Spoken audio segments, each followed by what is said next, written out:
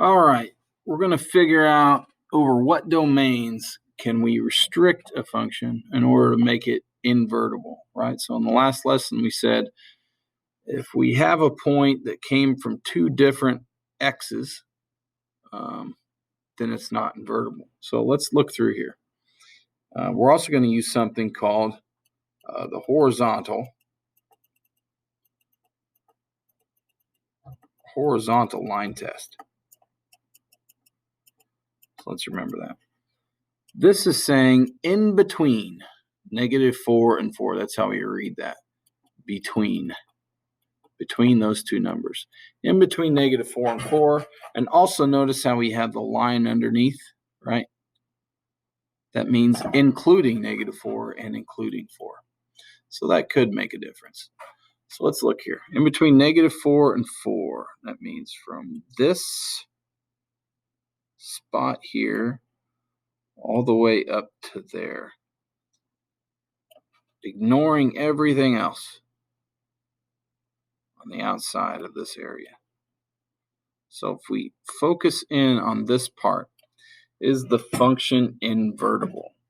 So one way to do this is to use the horizontal line test. If I can draw a horizontal line, right, like this, through any part of the graph and it hits more than once,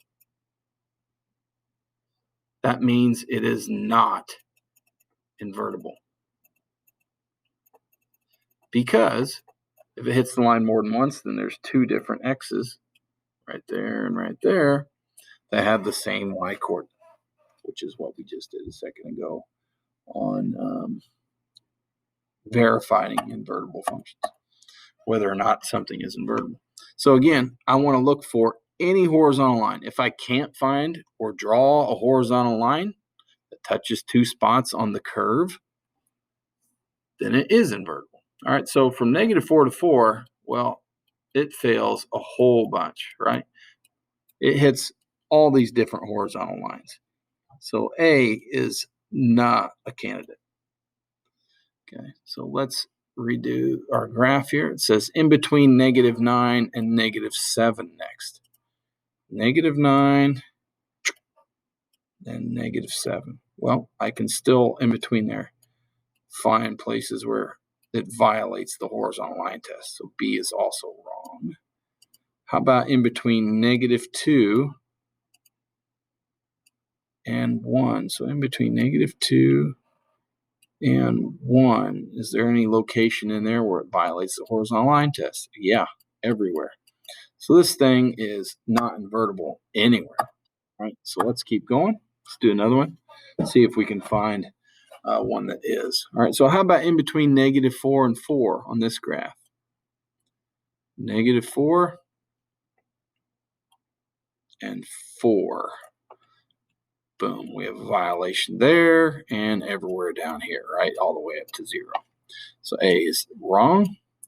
Okay, this second one just says x is greater than or equal to 0. So what we're looking at is this space here that I'm highlighting, right? Is there any time in there,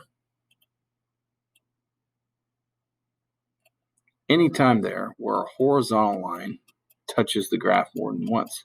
Can I find any violations at all, or is it totally clean? All right, well, I don't see any violations, right? And the same thing will happen on the other side over here when x is less than or equal to 0, right? Now, if they said for the whole graph, is the entire graph invertible?